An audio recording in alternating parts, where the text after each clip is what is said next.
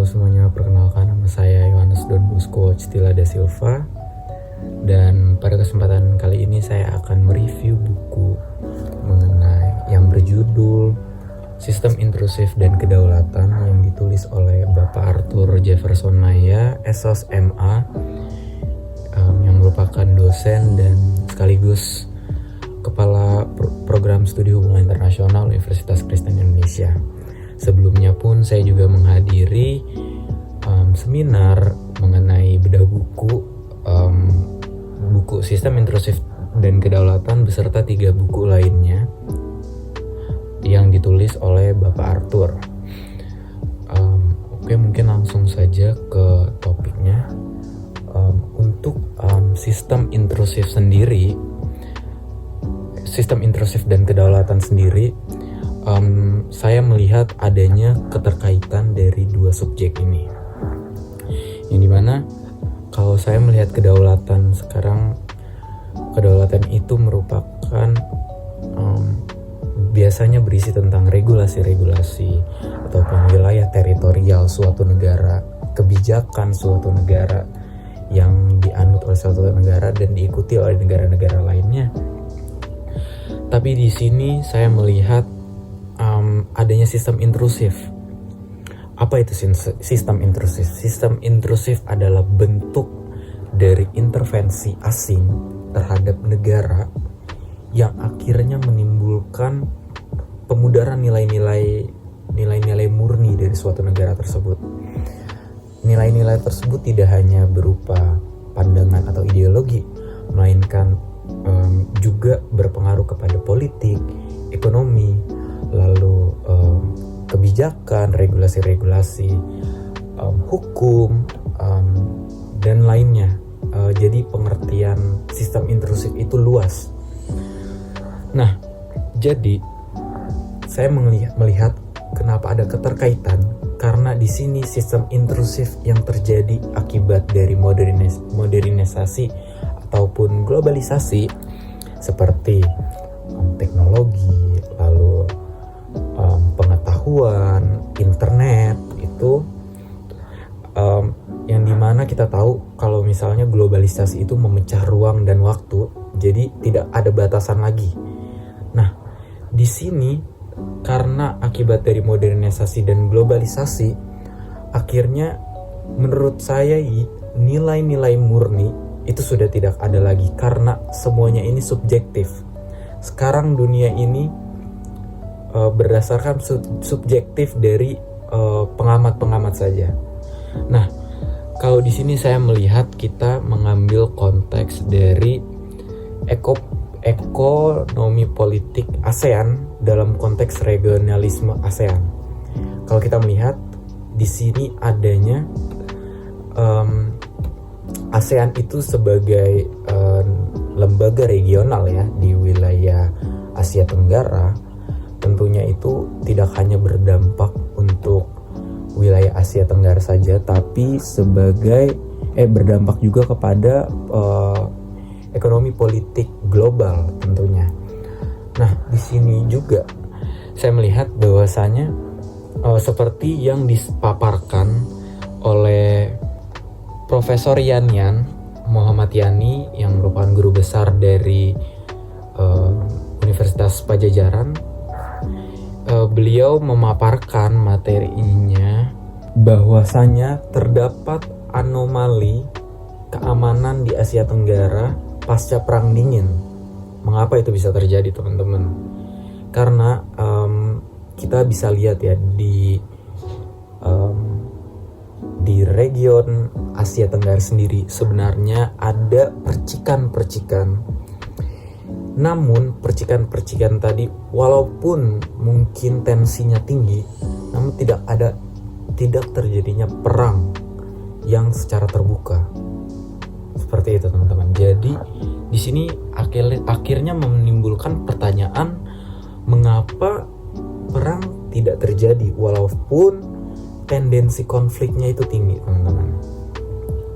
Nah, kalau saya melihat dari karakteristik negara-negara di ASEAN, pas tentunya akan menggunakan ASEAN Way, yang dimana lebih kekeluargaan, lalu bersifat musyawarah untuk mengambil keputusan. Nah,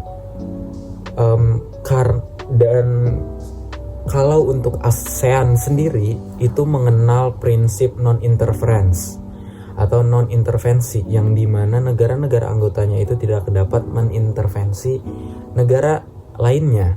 Seperti contohnya Indonesia tidak dapat mengintervensi Malaysia jika di Malaysia terjadi konflik atau hal apapun itu. Jika kita mengambil kasus di Myanmar yang sekarang terjadi kudeta, namun ASEAN tidak dapat mengintervensi negara Myanmar karena prinsip non-intervensi tersebut. Namun menurut saya intervensi asing tidak semerta-merta terbuka. Jadi ada main belakangnya, teman-teman. Jadi di sini saya melihat intervensi asing itu bukan lagi ketika ada FBI datang ke Indonesia, mungkin seperti G30 SPKI lalu. Tapi di sini intervensi asing itu bukan hanya dari negara, tapi melainkan bisa juga dari aktor-aktor. Nah, kalau terus intervensi asing itu karena meluas tadi, dan itu akhirnya menimbulkan dan intervensi asing tadi itu bisa juga dalam bentuk investasi asing, lalu juga ada bentuk dari kerjasama internasional, mungkin bisa jadi kerjasama bilateral ataupun multilateral. Itu bisa ada terselubung intervensi asing. Sistem intrusifnya itu akan tetap ada. Nah, walaupun mungkin akibat dari sistem intrusif tersebut akan merugikan negara sendiri, tapi mengapa negara tetap melakukan kerjasama? Di sini saya mengambil dari teori Hans Morgenthau tentang teori kepentingan nasional, bahwasanya setiap negara itu akan mendulukan atau mendahului kepentingan nasionalnya dibanding hal apapun itu, dan akan melakukan segala cara untuk memenuhi kebutuhan nasionalnya. Dan itu merupakan hal yang wajar jika negara tersebut. Nah, teman-teman, dari teori tersebut sistem intrusif tadi dapat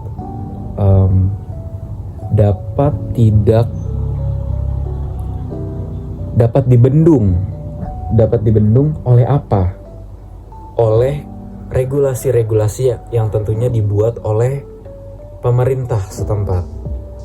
Contohnya seperti kalau di ASEAN itu kita mengenal adanya AFTA ya, ASEAN Free Trade Area, di mana tidak ada tarif untuk negara-negara anggota ASEAN dalam melakukan aktivitas ekonomi. Namun dari tiap-tiap negara ada regulasi mengenai penjualan barang asing ataupun ekspor-impor dari negara lain. Contohnya kalau kita mengambil kasus Indonesia yang pertama, jika suatu perusahaan ingin menjual barangnya di Indonesia, maka perusahaan tersebut harus memenuhi syarat TKDN sebanyak kurang lebih minimal 40%.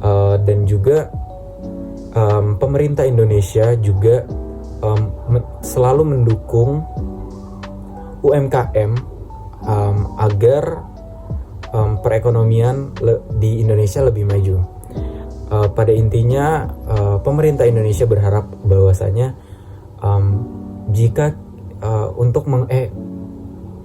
lebih baik jika kita mengurangi impor dari negara lain, asalkan negara kita bisa mencukupi. Nah, ini berkaitan juga dengan kedaulatan lagi, teman-teman.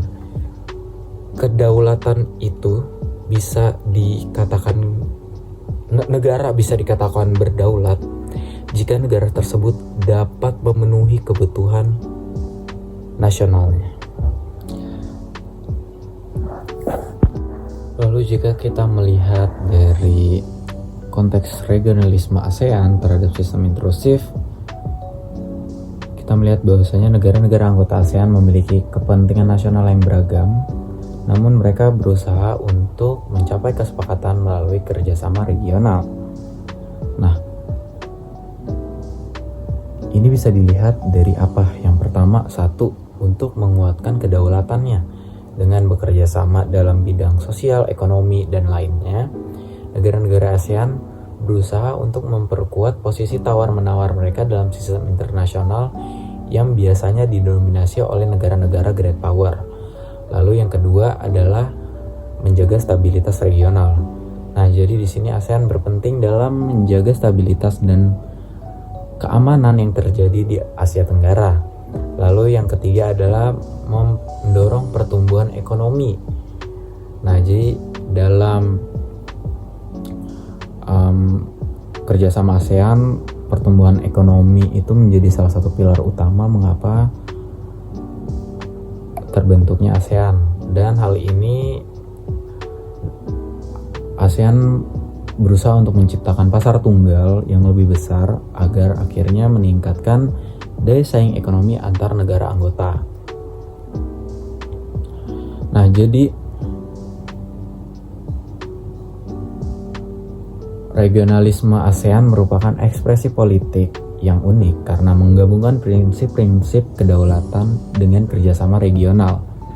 Di sini ASEAN telah berhasil membangun mekanisme kerjasama yang fleksibel dan inklusif yang memungkinkan negara-negara anggota untuk mengejar kepentingan nasional mereka sambil tetap terhadap komitmen untuk tujuan bersama. Terima kasih.